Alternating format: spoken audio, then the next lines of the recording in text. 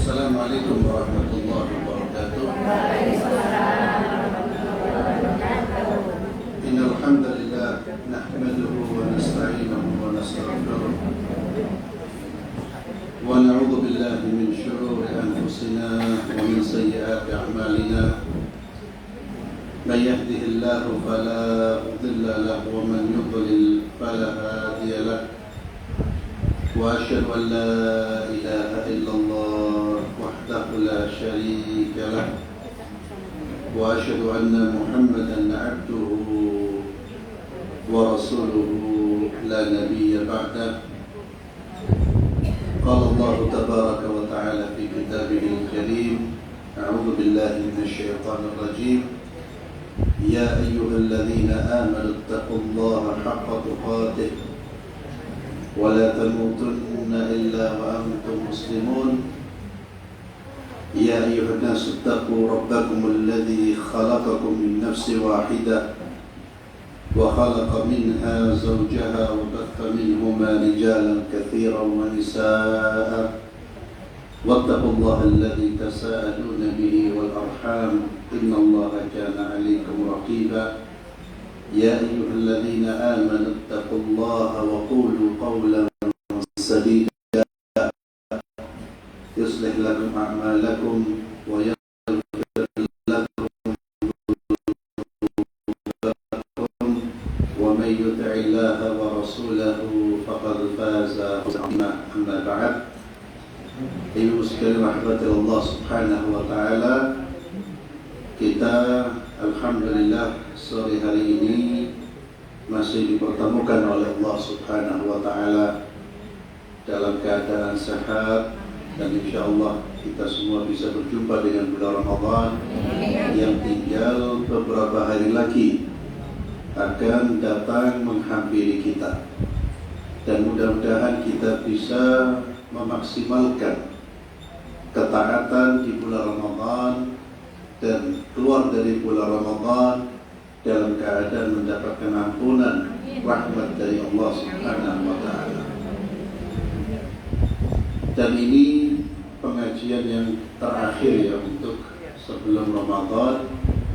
Nanti insyaallah akan dilanjutkan setelah hari raya Idul Fitri. Dan Masya Allah pesertanya luar biasa banyak ya. Jadi saya lihat itu paling banyak pengajian pesertanya itu pembukaan dan penutupan. Itu banyak, paling banyak biasanya ya, pembukaan dan penutupan. Tadi saya dengar di belakang tidak cukup di belakang lewat situ. Dan saya lihat Masya Allah ini tidak seperti biasa, sama seperti pengajian kemarin ya. Tiba-tiba berudak ya. Katanya kenapa penutupan? Jadi pembukaan dan penutupan itu memang peminatnya banyak.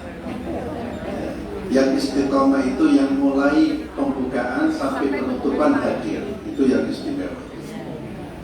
Dari mulai pembukaan sampai penutupan tidak pernah tidak hadir. Alhamdulillah, mudah-mudahan kajian-kajian kita ini memang betul-betul memberikan manfaat kepada kita, menambah ilmu, iman dan amal kita. Karena bekal kita menuju akhirat itu adalah ilmu dan amal. Ilmu yang bermanfaat dan amal saleh. Kita masih melanjutkan apa yang rutin kita bahas, yaitu kitab Riyadhus Shalihin, dan masih membahas terkait dengan keutamaan orang kaya yang bersyukur, yaitu orang yang memperoleh kekayaan dengan jalan yang benar dan mengalokasikannya sesuai yang diperintahkan agama.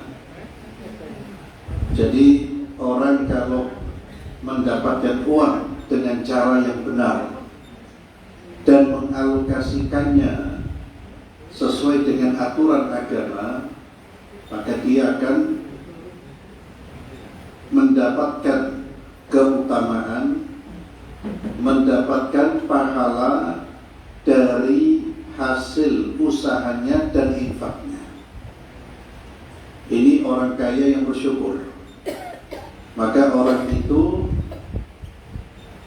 dinilai terkait dengan harta, dinilai dua hal. Kalau dua hal ini benar, baik, tidak melanggar, maka dia dianggap sebagai orang kaya yang baik. Apa yang dinilai? Yang pertama, cara mendapatkan kekayaannya. Cara mendapatkan kekayaannya. Yang kedua, dialokasikan kemana harta kekayaannya itu.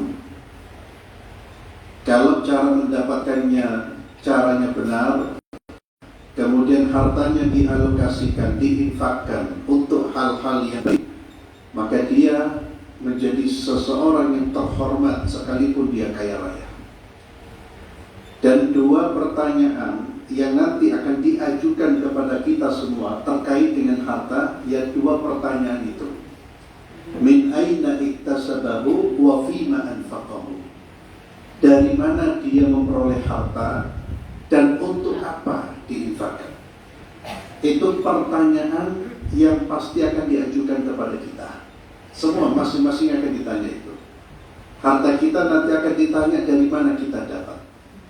Maka kita persiapkan jawabannya di dunia. Dari mana kita memperoleh harta dan untuk apa.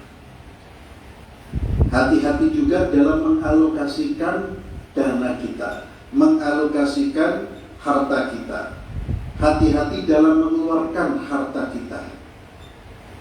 Ternyata semua itu akan ditanya oleh Allah. Ini membuktikan bahwa harta ini adalah titipan dari Allah. Kita tidak boleh semena-mena menggunakan harta dan akan dimintai pertanggungjawaban di hadapan Allah Subhanahu wa Ta'ala. Maka beristighfar dan tutup dengan banyak berinfak jika kita dahulu banyak mengeluarkan harta untuk bermaksiat kepada Allah Subhanahu wa Ta'ala. Kita sudah sampai pada hadis yang ke-573 dari bab ini. Dari Abu Hurairah radhiyallahu anhu, anna fuqara al-muhajirin atau Rasulullah sallallahu alaihi wasallam faqalu dhahaba adh-dhuthur bid-darajat al-'ula wan-na'im al-muqim. Abu Hurairah bercerita bahwasanya kaum muhajirin yang miskin. Muhajirin ini orang-orang yang terusir dari Makkah, mereka yang berhijrah dari Makkah menuju Madinah, disebut muhajirin. Dan sebagian dari mereka adalah fuqara, orang-orang fakir. Kita tahu orang ketika keluar dari kotanya, hijrah dari kotanya, mereka ini tidak membawa harta. Harta yang dibawa, harta yang bisa untuk dibawa. Di luar itu tidak bisa. Rumah ditinggalkan untuk menyelamatkan agama. Mereka keluar, maka mereka berhijrah, maka disebut muhajirin. Sahabat Nabi terbagi menjadi dua, ada muhajirin dan ansar. Kalau ansar siapa? Sahabat-sahabat yang sudah punya tempat tinggal di Madinah. Sahabat ansar ini yang menerima kedatangan sahabat-sahabat muhajirin. Mereka tidak hanya menerima begitu saja, tapi menerima dengan hangat dan memberikan bantuan kepada sahabat-sahabat yang berhijrah. Pernah suatu kali, kata Abu Hurairah, para fuqara al-muhajirin, orang-orang fakir dari kalangan muhajirin mendatangi Rasulullah SAW. Ini kita akan takjub dengan sebab kedatangan mereka. Apa yang menjadikan mereka datang kepada Nabi? Mereka berkata, "Dhahaba ahlud dhahabat dufur bid darajatil ula."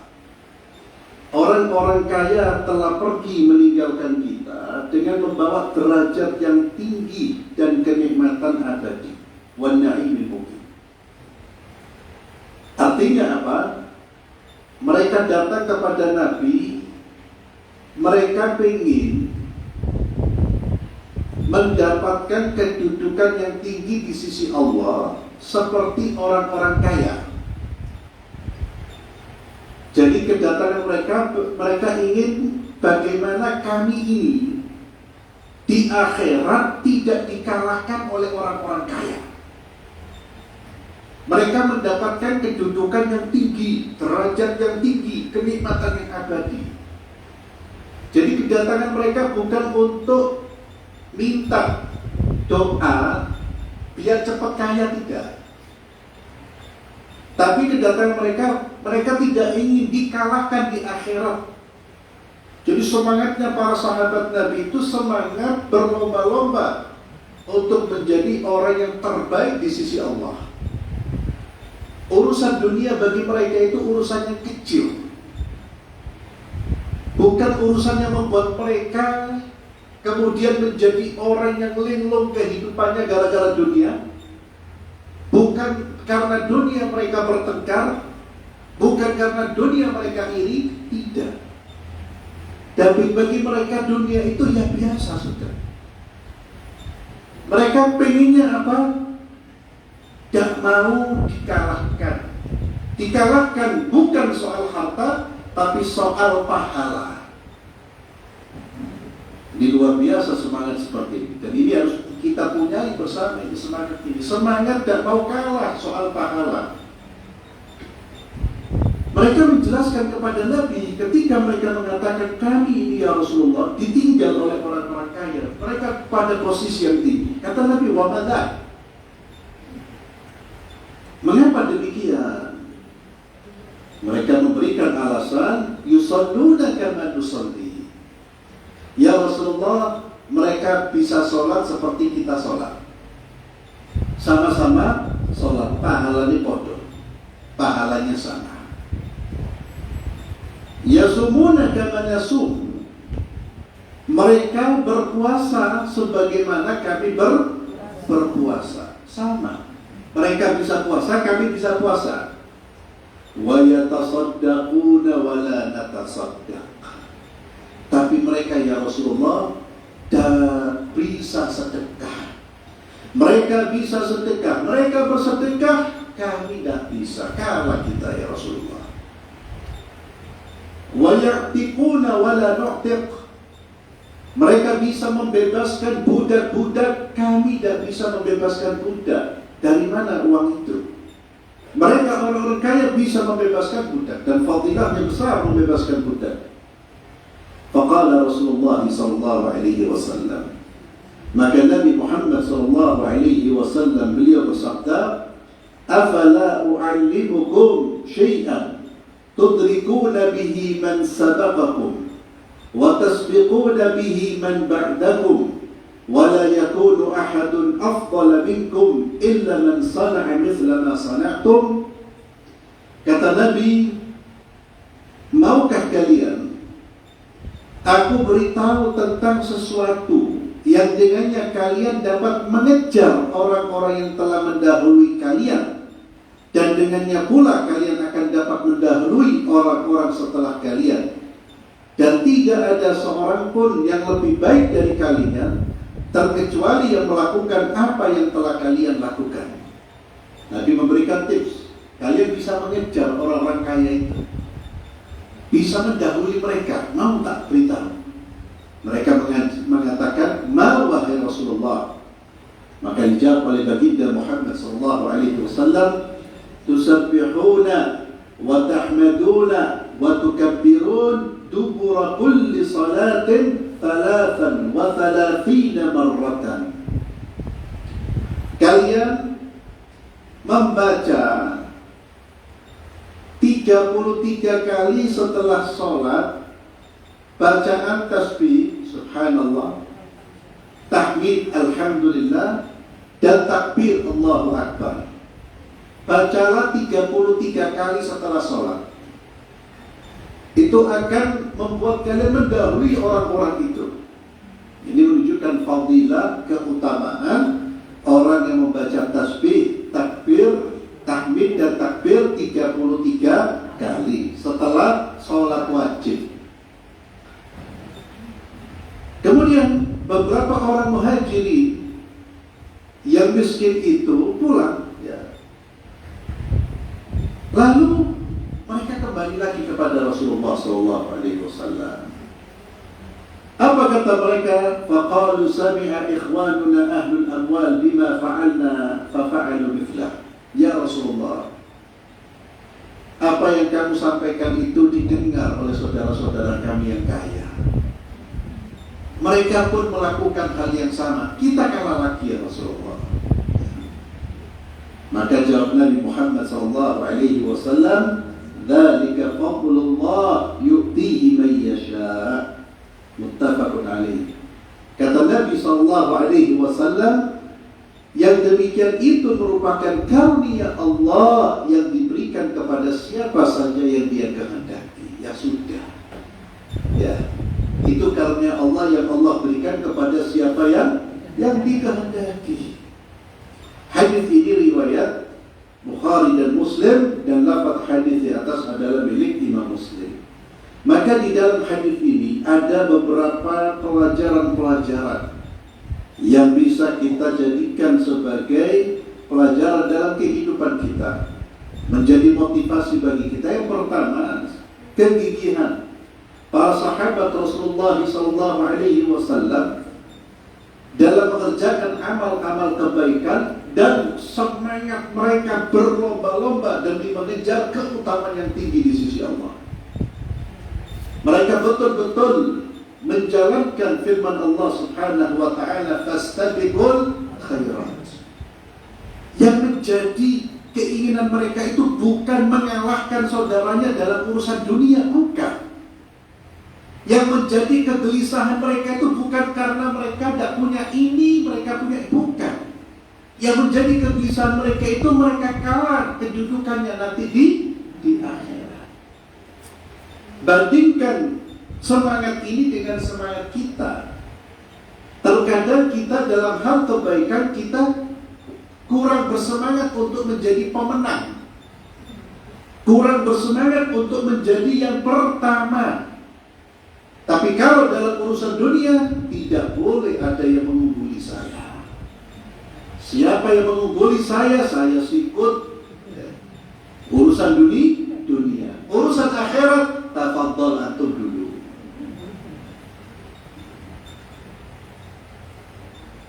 Ada undangan pengajian, tafadhol. Tak apa-apa kamu datang aja. Ya, aku sih kesel.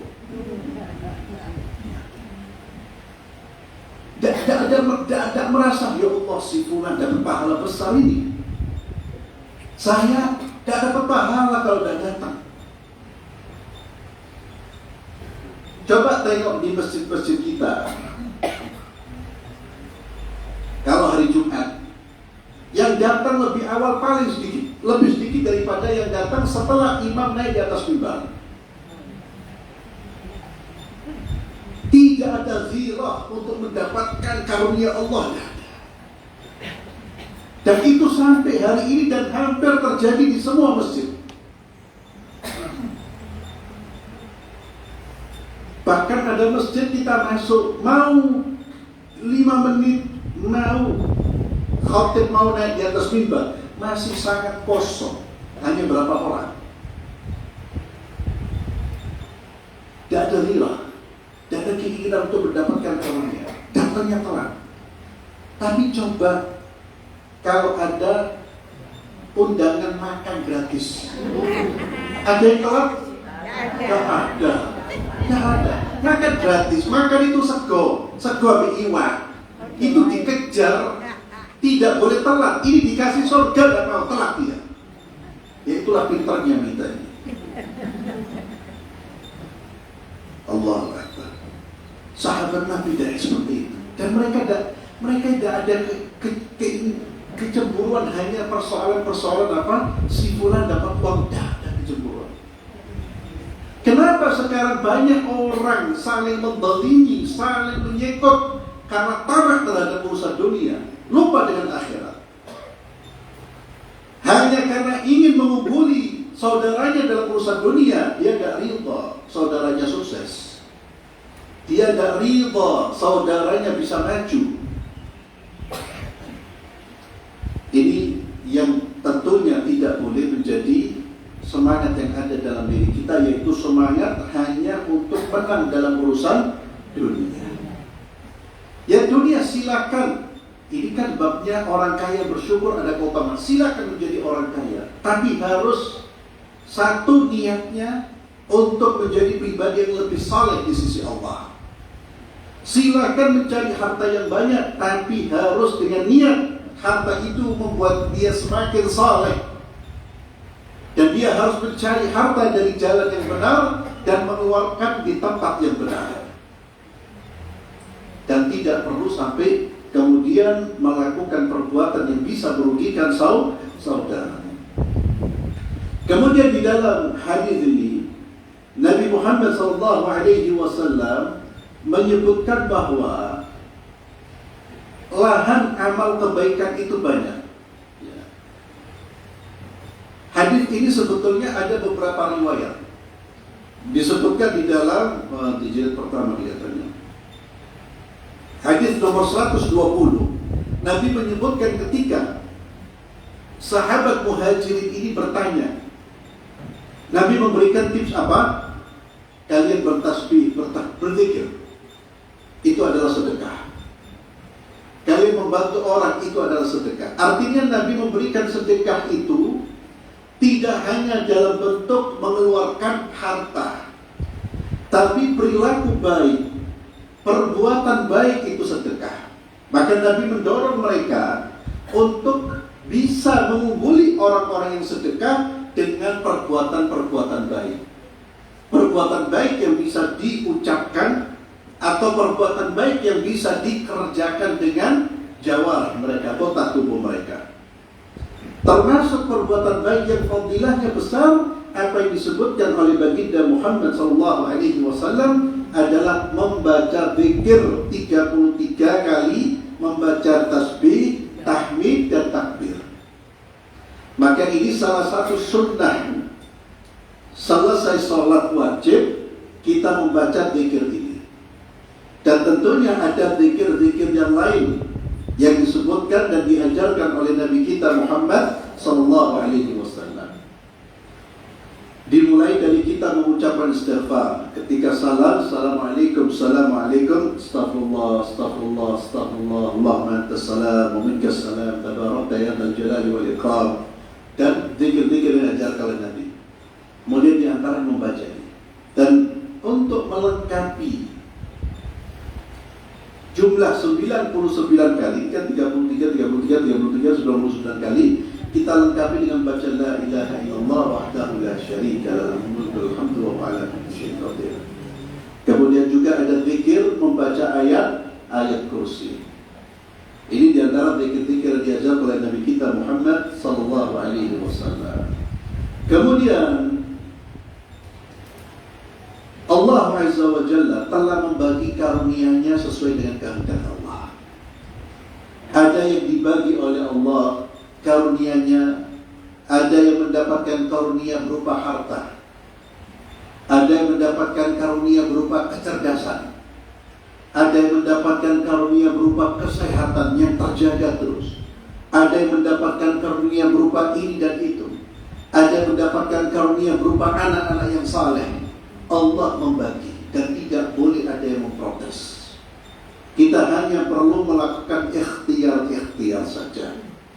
Adapun apa yang Allah bagi itu sesuai dengan kehendak Allah dan sesuai dengan ilmu dan kebijaksanaan Allah Subhanahu wa ta'ala.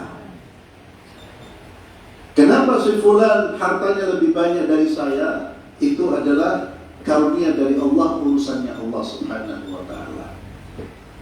Kita tidak perlu memprotes, bukan tidak perlu lagi, tapi diharamkan kita memprotes apa yang sudah ditetapkan oleh Allah Subhanahu wa ta'ala, karena Allah yang maha tahu, ya, karena Allah yang maha tahu, dan kita tidak tahu tentang urusan hidup kita.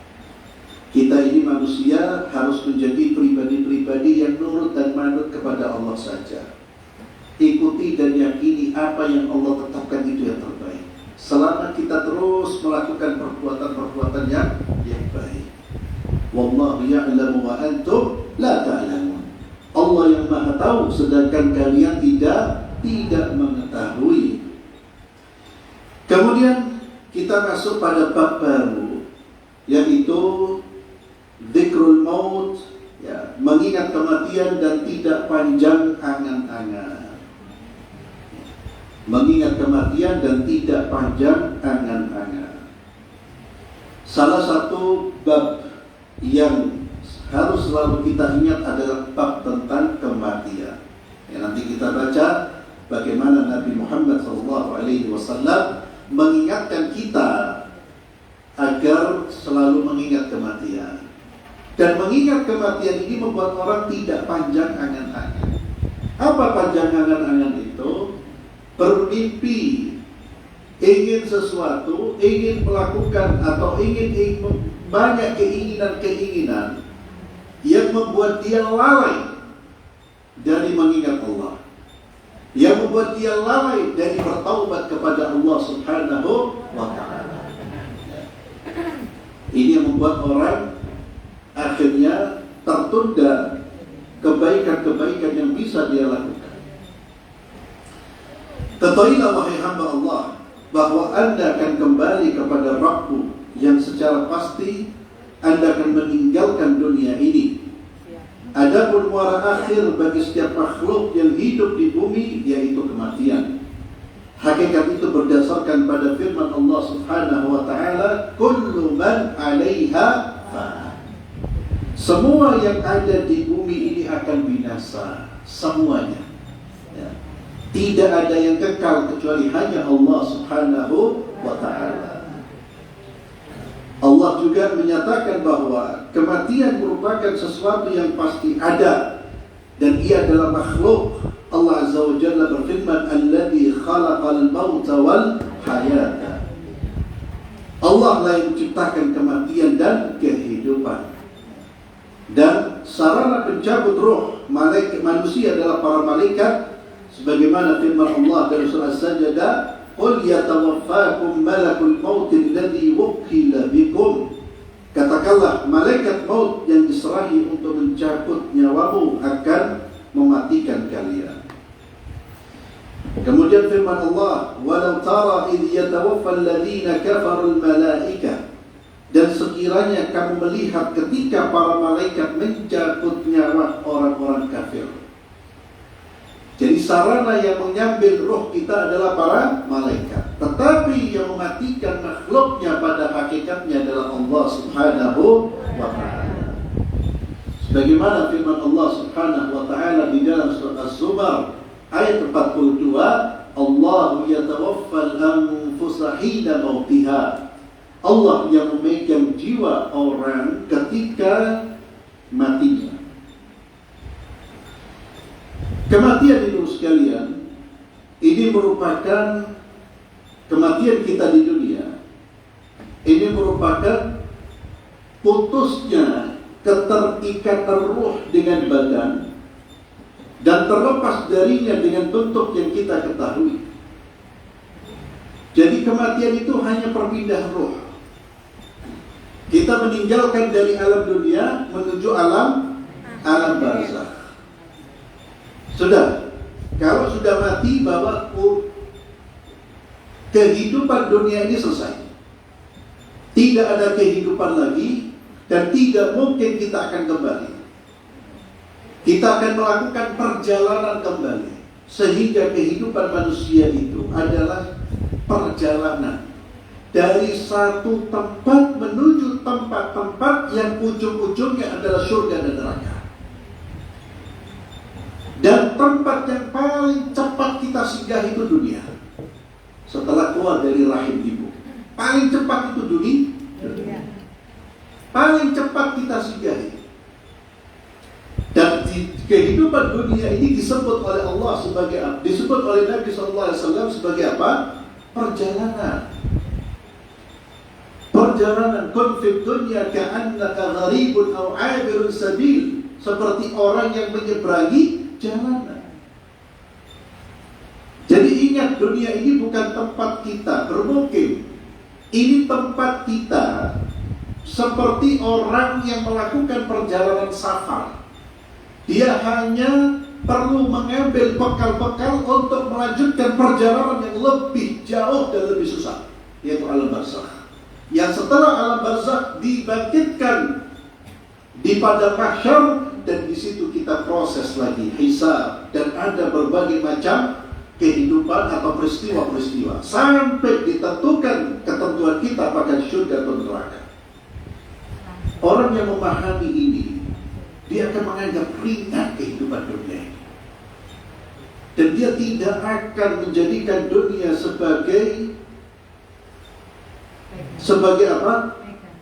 Dia tidak akan menjadikan dunia ini sebagai tempat di mana dia mati-matian membelanya, sebagai tempat di mana dia terus berpikir tentangnya. Kenapa? Karena dunia akan ditinggal. Dan pemahaman para sahabat dan orang-orang saleh terkait dengan dunia ini yang membuat mereka itu menjadikan dunia ini, ya Allah, sepele. Segala urusan tentang dunia dianggap sepele. Tidak seperti kita, urusan tentang dunia yang bikin kita bolak-balik. Ya betul itu. Gara-gara dunia 100.000 saja orang bisa bertengkar, bisa membuat orang tidak tegur sapa. Gara-gara dunia suami bisa menceraikan istrinya, istri bisa minta cerai dari suaminya. Gara-gara apa? Dunia, bukan urusan akhirat. Terlalu dibesarkan. Kalau dunia kita besarkan, akhirat pasti kita kecilkan, pasti itu. Tapi ketika membesarkan akhirat, dunia kita kecilkan. Coba kita bayangkan saja, merenung perjalanan hidup saya itu, ya Allah, sebentar lagi saya tinggal ini. Harta saya, keluarga saya, rumah saya, yang sekarang cari uang mati-matian itu, mengumpulkan dana, mengumpulkan uang, membeli sini, dalam hitungan detik kalau sudah malaikat mau datang, selesai, ditinggal semuanya. Harta yang dia kadang-kadang dia cari sampai malam, kadang membuat dia bertengkar dengan manusia, ditinggal, selesai. Yang dibawa hanya amal tok, yang dibawa hanya dari hartanya hanya kain kafan. Maka orang yang merenungkan tentang kehidupan dunia dan kehidupan setelahnya, dia akan menganggap remeh urusan dunia ini. Nah, kita hidup memang perlu bekal di dunia, tapi bekal itu bekal yang secukupnya, dan semua bekal di dunia ini harus menjadi penyebab kita masuk ke dalam surga. Jangan menjadi penyebab kita jauh dari Allah. Rugi kita. Kalau kehidupan yang singkat ini kita gunakan untuk menjauhkan diri kita dari Allah, kita akan mengalami kerugian yang besar. Allah Azza wa Jalla firmankan di dalam surah Al-Imran ayat 185. Allah Azza wa Jalla berfirman, "A'udzu billahi minasyaitonir rajim. Kullu nafsin dha'iqatul maut. Wa innama tuwaffawna ujurakum yawmal qiyamah. Faman zuhziha 'anil nari wa udkhilal jannata faqad faz. Wa mal hayatud dunya illa mata'ul ghurur." Al-Imran ayat 185. Setiap yang bernyawa, kata Allah, akan merasakan kematian. Setiap yang bernyawa. Kullu nafsin dha'iqatul maut. Wa innama, dan hanya pada hari kiamat sajalah diberikan dengan sempurna balasanmu. Wa innama tuwaffawna ujurakum yaumal qiyamah. Balasan yang sempurna itu hanya di hari kiamat. Semua balasan di dunia belum sempurna. Balasan kebaikan yang Allah berikan itu bukan balasan yang sesungguhnya. Sempurnanya yang sesungguhnya di akhirat. Termasuk azab di dunia ini tidak sempurna azabnya. Ada azab yang lebih pedih kalau seseorang akan diazab di akhirat. Faman zuhziha 'anil nar, kata Allah. Barang siapa dijauhkan dari neraka, wa udkhilal jannah, dan dimasukkan ke dalam syurga, faqad faz, sungguh dia memperoleh kemenangan. Orang yang menang, orang yang sukses, orang yang berhasil, itu orang yang dijauhkan dari neraka dan dimasukkan ke dalam surga. Itu orang yang layak disebut pemenang, orang yang layak disebut sukses. Dan ini bisa menjadi bahan kita dalam memberikan nasihat kepada putra-putri kita setelah kita memberikan nasihat kepada diri kita. Nah, kamu sukses bukan hanya dilihat dari akademikmu. Kamu sukses bukan hanya dilihat dari pekerjaanmu. Itu belum apa-apa kalau kamu nanti tidak bisa masuk surga. Kesuksesanmu tidak akan bisa membuatmu senang kalau kamu masuk ke dalam api neraka. Apa kesenangan apa yang kita dapatkan kalau kemudian setelah itu diazab terus? Kesuksesan ini ketika seorang hamba dia mampu taat kepada Allah. Kalau dia mampu sukses di dunia, mendapatkan apa yang dicita-citakan di dunia, dan dia taat kepada Allah, patuh kepada Allah, itulah kesuksesan dunia dan akhirat. Kemudian Allah ingatkan tentang hakikat dunia. Wa mal hayatud dunya illa mata'ul ghurur. Sungguh kehidupan dunia ini hanyalah kesenangan yang memperdaya. Kalau dunia ini kesenangan yang memperdaya, maka jangan sampai kita diperdaya oleh dunia. Ini memperdaya manusia. Dan betapa banyak manusia yang sudah menjadi korban dari dunianya.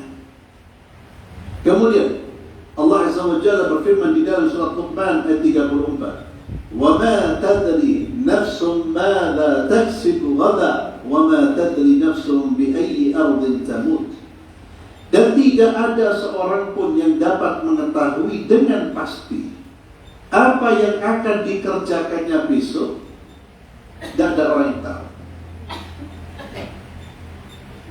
Tidak ada orang yang tahu apa yang akan didapat besok. Tidak ada orang yang tahu. Maka kalau ada orang yang meramal kehidupan kita, maka katakan Anda kadzdzab, Anda berdusta. Ya. Ada di antara ibu yang datang ke tukang ramal. Alhamdulillah. Ya. Datang takut, besok masa depanku ya apa? Itu rusak iman amal ini. Insya Allah tidak ada. Tapi di luar sana ada. Di luar betul. Di luar sana juga ada. Datang ke dukun. Ya. Orang datang tanya tentang urusan-urusan masing. Allah katakan tidak ada yang tahu. Wa ma tadri nafsun madza taksibu ghadan, wa ma tadri nafsun bi ayyi ardin tamut. Tidak ada seorang pun yang tahu di mana dia akan meninggal dunia. Tidak ada orang tahu kapan kita mati, di mana kita mati, tidak ada yang tahu. Yang tahu hanya Allah Subhanahu wa ta'ala. Kalau ada orang mengatakan saya tahu saya di mana mati, kamu dusta. Tidak usah ragu-ragu. Kenapa? Allah mengatakan tidak tahu, kamu bilang kamu tahu.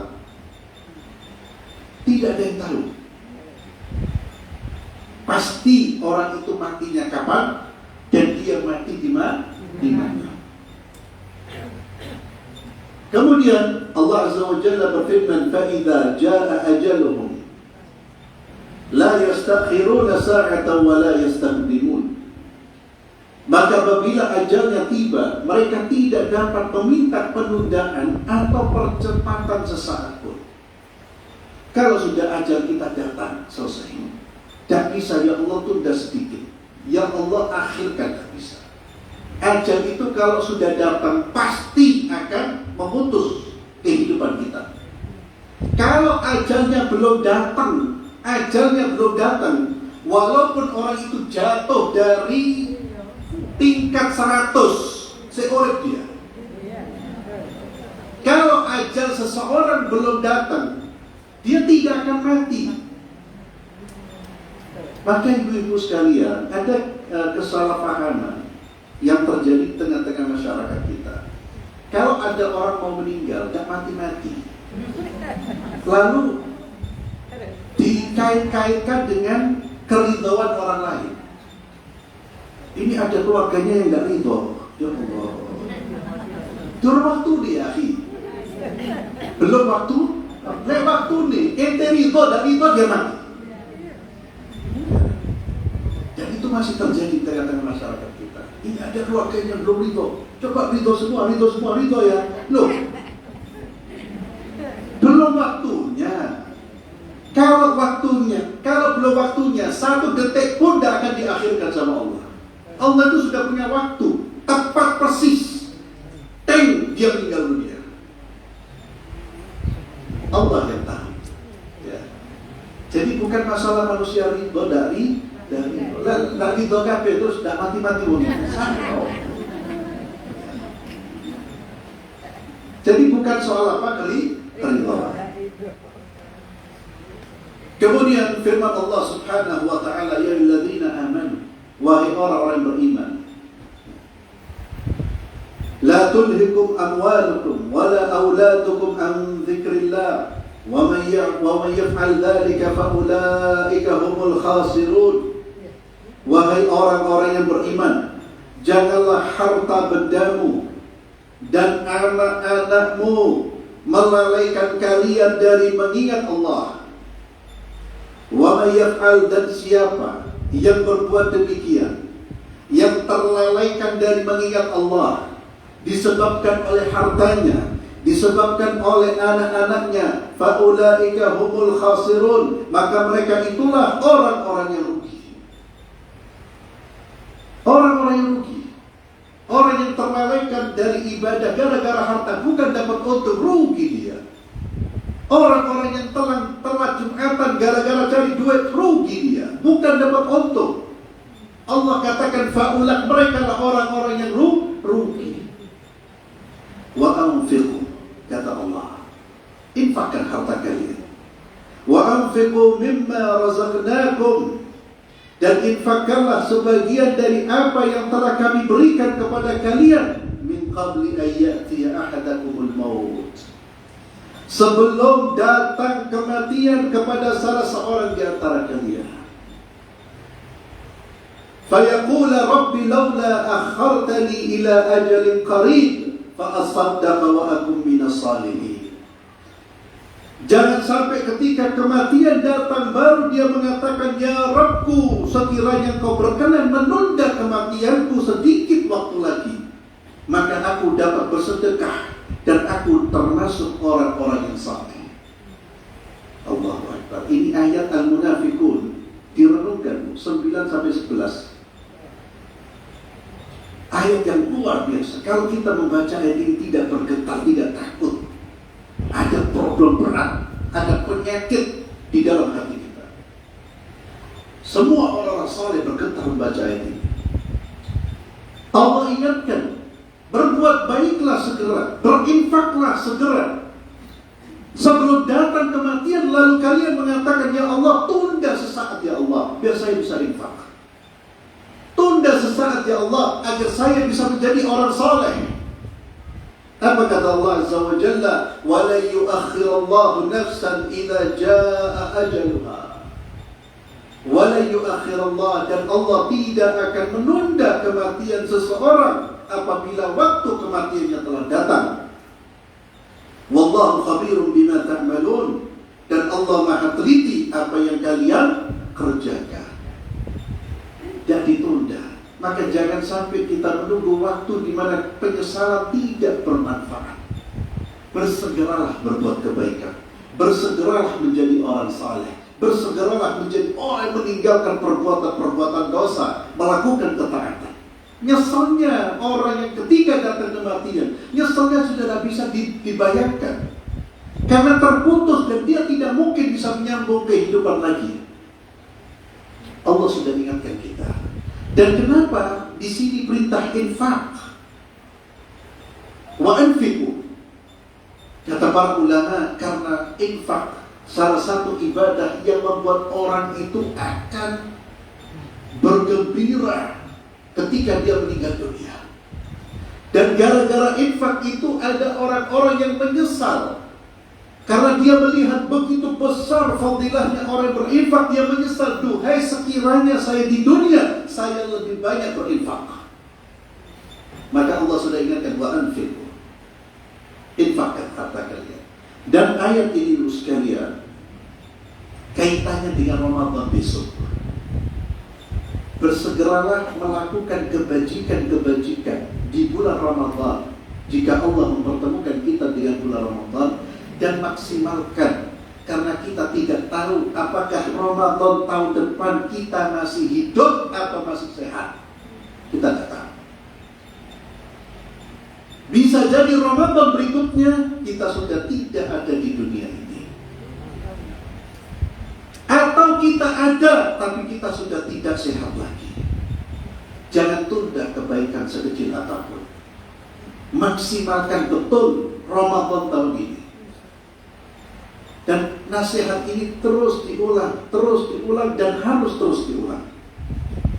Jadikan kita ini, jadilah Ramadan ini, maksimalkan betul, fokus untuk ibadah. Dan kikis keinginan syahwat-syahwat kita untuk bermaksiat kepada Allah, baik maksiat mata, maksiat telinga. Jangan sampai ketika hilang kesempatan lalu kita minta kepada Allah, ya Allah kembalikan aku sesaat saja ya Allah. Dan firman Allah ini menunjukkan begitu berharganya waktu. Dan orang merasakan berharganya waktu untuk amal saleh kapan? Ketika dia meninggal dunia. Baru proses waktu itu penting. Sehingga dia minta apa? Sesaat saja ya Allah, saya buat saya sedekah biar saya menjadi orang saleh. Berapa tidak terhitung waktu yang di dunia ini. Bisa kita akan kebaikan kita ini. Apalagi nanti Ramadan, jangan memperbanyak hiburan. Justru jangan memasukkan banyak hiburan di sini, di televisi kita. Itu akan mengganggu kehidupan amal saleh kita. Oh, itu hiburan. Kenapa ada perlu hiburan? Stres. Karena tidak baca Quran. Imannya lemah. Kok harus hiburannya melihat perbuatan maksiat kepada Allah Azza wa Jalla? Wallahu a'lam bishawab. Ini yang bisa saya sampaikan. Mudah-mudahan kita bisa bertemu lagi setelah Ramadan dan mendapatkan ampunan Allah Azza wa Jalla. Maka pesan terakhir saya, maksimalkan bulan Ramadan ini. Dan ibu sekalian, pelajari hal-hal yang terkait dengan bulan Ramadan. Insya Allah banyak kajian-kajian biasanya.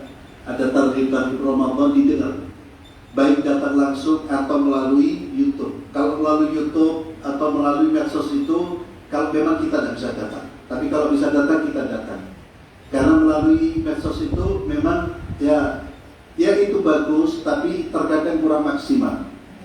Kalau kita mendengar itu di rumah itu biasanya ya tidak fokus biasanya. Ya, biasanya tidak fokus. Apalagi mendengarnya sambil masak, buat tambah tidak fokus. Jangan. Buat apa dicampur? Jangan. Jadi kalau mau dengerin ngaji saja, ceramah saja. Ya bisa, susah kita. Jadi gini, ceramah itu kan ilmu yang disampaikan. Dan ilmu itu kita bisa betul-betul mendapatkan kalau fokus. Jadi kalau kita dengerin ceramah, harta bendina 2-3 ceramah, tapi kalau ditinggalan dapur, udah kalau yang fokus. Dan orang kadang-kadang kalau dengerin dari YouTube itu kadang sambil lesehan, rekut ya sudah.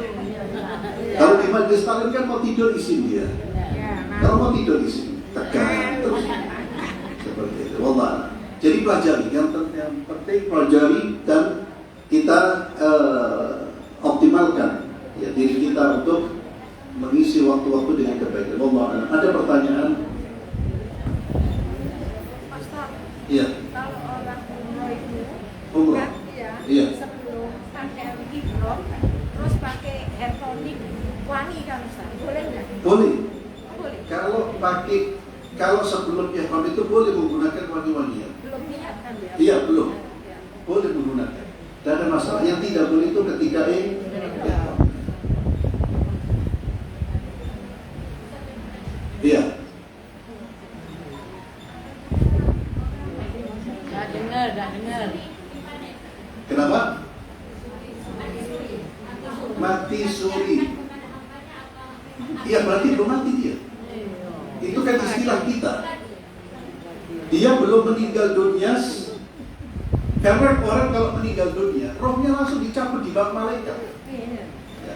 Dan dia akan mendapatkan pertanyaan-pertanyaan. Berarti kalau dia mati suri, yang kita sebut, berarti dia belum mati. Mabut. Ya, seperti semaput, seperti pingsan, semaput pingsan. Kenapa? Sudah dikubur. Iya, berarti tetap. Karena kalau mati itu sudah tidak bisa kembali. Allah yang menyebutkan. Kalau orang mati subuhan, tidak bisa kembali dia. Tidak akan bisa kembali. Jadi kalau orang seperti itu berarti dia belum meninggal dunia. Dia masih pingsan, pingsannya terlalu lama. Seperti itu. Al-Munafiqun tadi itu ayat berapa? Ayat 9 sampai 11. 10-11. Hah? 10-11. Mulai sampai itu ayat terakhir.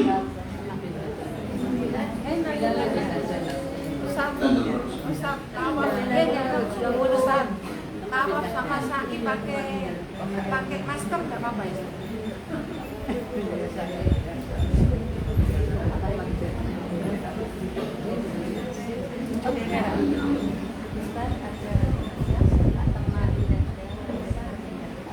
Oh iya, kata Nabi tidak ada. Nama sih Fatma.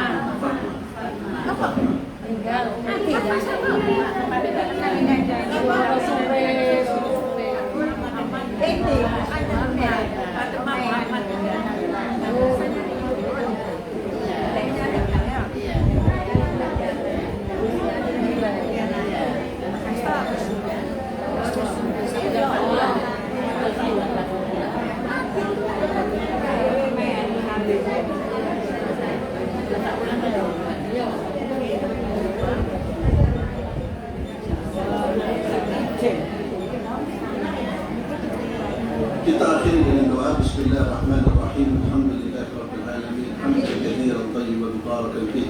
Allahumma shalli wa sallim ala nabiyyina Muhammad. Allahumma ya Ghaffar, ya Allahumma ya Ghaffar. Allahumma ighfir lana wal muslimina wal muslimat wal mu'minina wal mu'minat. Allahumma ighfir li Fatma bint Dahdah. Allahumma ighfir laha warhamha wa'afiha wa'fu anha wa akrim nuzulaha wa wasi' mudkhalha wa ghsilha bil ma'i wal thalji wal barad. ونكيها من الخطايا كما ينقى الثوب الابيض من الدنس واعطلها دار خير من دارها واهلا خيرا من اهلها وادخلها الجنه وعينها من عذاب النار. اللهم اغفر لنا ولوالدينا وارحمهما كما رباونا صغارا.